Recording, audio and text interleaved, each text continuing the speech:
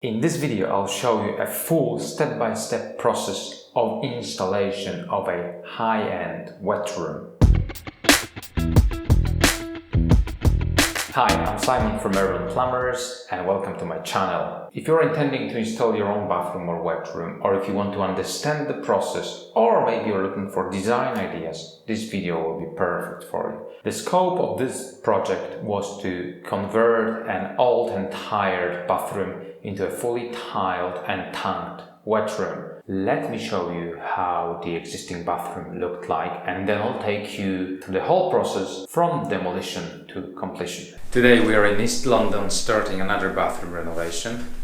What we got here is a really dated bathroom with a bath, towel rail, basin under the window and a toilet. And what I'm gonna do, I'm gonna keep the layout as is, but the bath will be removed and we're gonna install a wet room with a shower head and shower screen facing that way. There'll be entrance to the wet room somewhere here, basin and a wall hang toilet right there in the corner. By the door I also have this bunch of pipes right here. What I have to do is to either chase those pipes into the wall or build a partition in front of it. The bathroom's been demolished, dry lining removed from the walls. Now what I discovered is that the partitions were not built very well. It's all nailed, so it's not very stable, and also none of it is level. So I'll put more studs at roughly 400 centers, and at the same time that gives me a chance to level the walls, which will make tiling much easier. Floor has been removed. I've got temporary floorboards. Again, floor is about 40 mil out of level, so I'll have to be doubling up existing joists.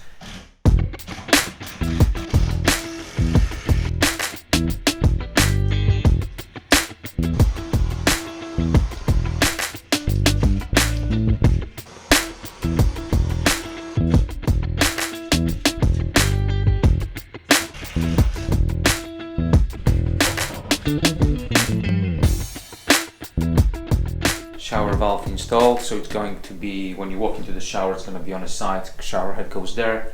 Handheld shower, fixed shower head right there. Nice cross water shower valve with push buttons and thermostatic control in the middle. Our basin, hot and cold. Timbers doubled up and leveled. And you can see up here by how much out of level the walls were. On this wall is about 20 mil, 25 mil. I've also created my opening for the recess. That recess will be tiled. That's the height of the tile. That's the edge of the tile going that way. That's the edge of the tile going down. And the way I do it, I make it 50 millimeters wider. Put an 18 mil plywood box inside. Line it with a plasterboard or weddy board. When it's finished, we're gonna have about 80 mil deep recess. It's gonna be fully tanked on internal and external corners and all other surfaces, and then tiled. I've got my floor leveled. What I did, I doubled up existing timbers with 2x4 C16s and I bolted them where I could. So as you can see, there are 8 mil bolts right here. The difference in level is quite considerable. The highest point is over there where the toilet is. That's the highest point. And where the shower tray, we're in the lowest point, and the difference is about 40 mil. I also have my base for the wet room tray ready, so I put plywood between existing joists at the same level without raising them, because I'm gonna use that difference in levels to set the tray lower as compared to the rest of the bathroom. Although the tray has falls inside the tray, I will make additional falls as compared to the new leveled floor. Another thing worth noting here is that my waist is exactly where the joist for the floor is. So I had to put a double trimmer, trim the floor out with this double trimmer to be able to put the waist in place. I was a bit lucky here as there was an existing trimmer just by the partition wall, so I didn't have to put two sets of trimmers. And those trimmers again are double 2x4s, and the existing floor is 2x6, so I got additional space below my new trimmers to run my waist. The floor it's leveled, the boards are fixed to the level timbers on the floor. My base for the wet room tray is ready as well. All I have to do now is to tape over central heating pipes so they don't get an adhesive over them, prime the base, and then set my preformed wet room tray on S2 flexible tile adhesive on the timber.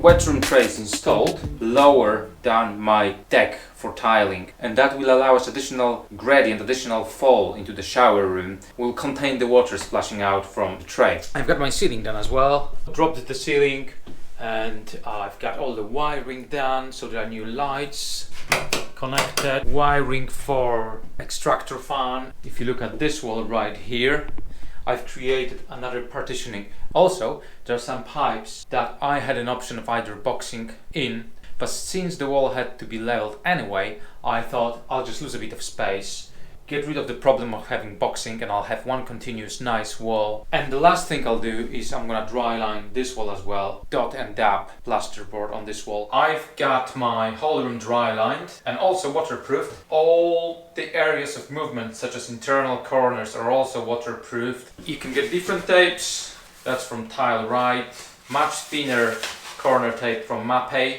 and those tapes gets installed on. That's what I've used here, which is Dunlop. I also had some Mapei that looks identical to Dunlop. Waterproofing coating, and that goes in all the corners with the tape, or on moisture resistant plasterboard without the requirement for a tape. Time to install the wall hang grower toilet kit.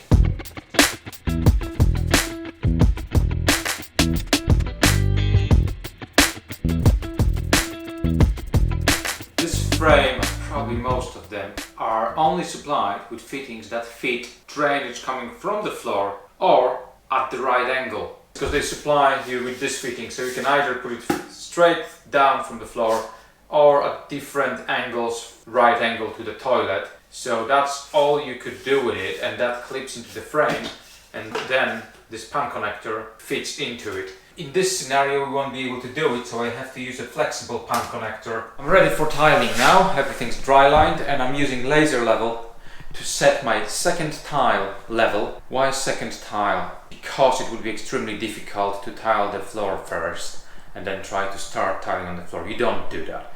Last tile on the wall, the one that touches the floor, will be slightly trimmed.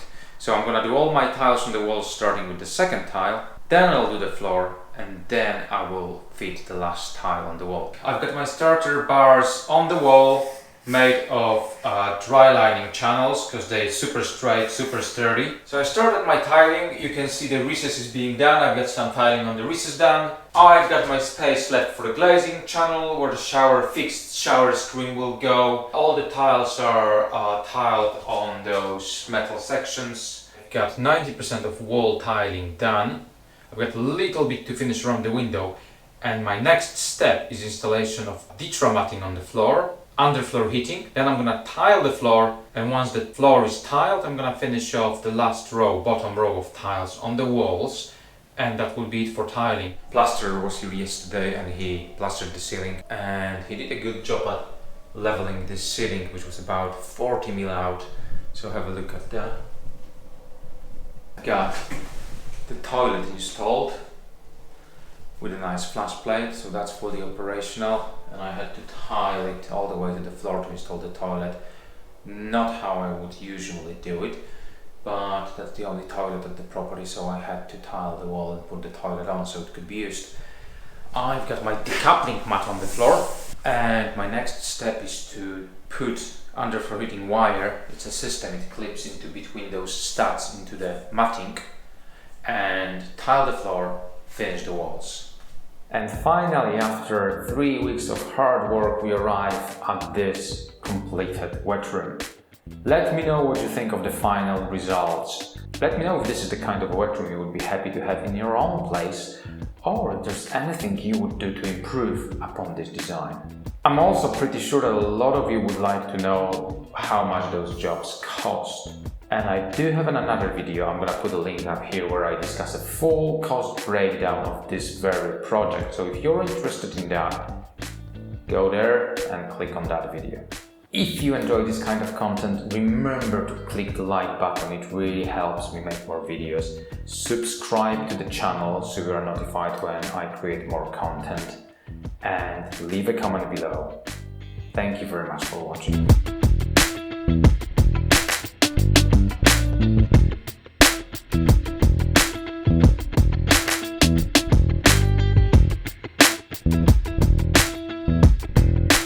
Thank you.